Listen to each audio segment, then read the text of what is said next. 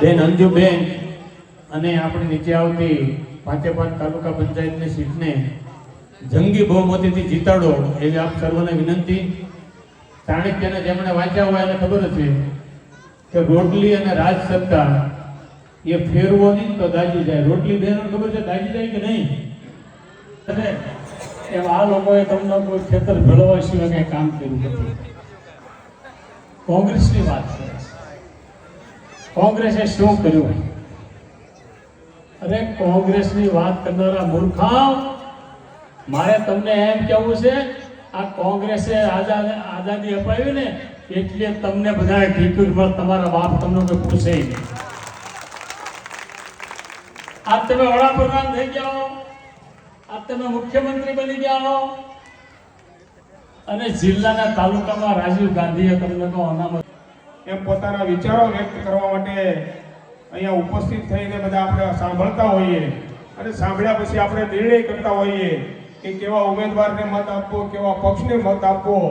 એ મત આપવાનો દિવસ એટલે 26મી તારીખે મતદાનનો દિવસ છે। ત્યારે અમે સૌ અહીંયા આગેવાનો કોંગ્રેસ પક્ષની વાત લઈને આવ્યા છીએ, અંજુબેન ગોહિલની વાત લઈને આવ્યા છીએ અને નીચે લડતા તાલુકા પંચાયતના સૌ ઉમેદવારોના સમર્થનમાં અહીંયા આવ્યા છીએ। આપ સૌને વિનંતી કરીએ છીએ કે 26મી તારીખે આપ સૌ કોંગ્રેસના નિશાન પંજા ઉપર મત આપીને અંજુબેન અને તેમની પેનલને જંગી બહુમતીથી છૂટીને જિલ્લા પંચાયતની અંદર પ્રતિનિધિત્વ કરવાની તક આપો એવી વિનંતી કરવા માટે આવ્યા છીએ। નીચે લડતા જ્યારે ઉમેદવારો એ તાલુકા પંચાયતનું પ્રતિનિધિત્વ કરે એમના માટે આપ સૌને વિનંતી કરવા માટે આવ્યા છીએ।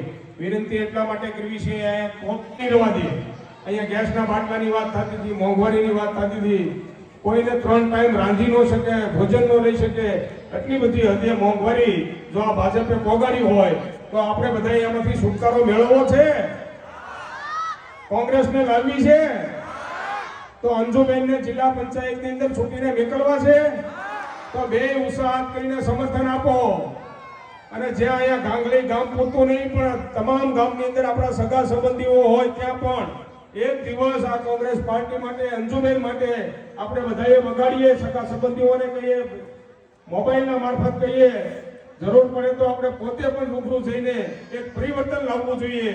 જો આ મંદી અને મોંઘવારીમાંથી આપણે હટવું હોય તો કોંગ્રેસને લાવ્યા વગર કોઈ છૂટતો નથી।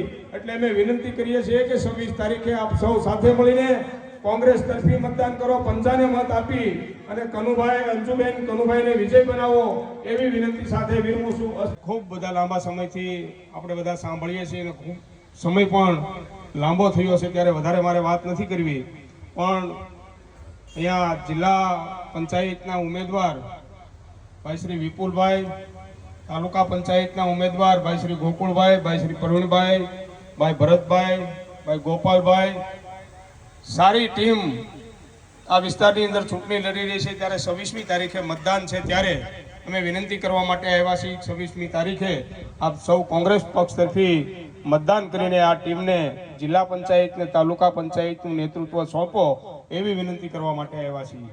આઝાદીથી લઈને અત્યાર સુધીની વાત ભાઈ PM ખેની અને માવજી દાદાએ ખૂબ વિસ્તૃત રીતે વાત કરી છે। ત્યારે આ લોકશાહીમાં દર 5 વર્ષે ચૂંટણી આવતી હોય અને ચૂંટણી આવે ત્યારે આપણે બધા જ રાત દિવસ ઉજાગરા કરીએ, મહેનત કરીએ। શેના માટે? કે આપણો જનપ્રતિનિધિ કેવો હોવો જોઈએ, કેવો છૂટીને મેકલવો જોઈએ,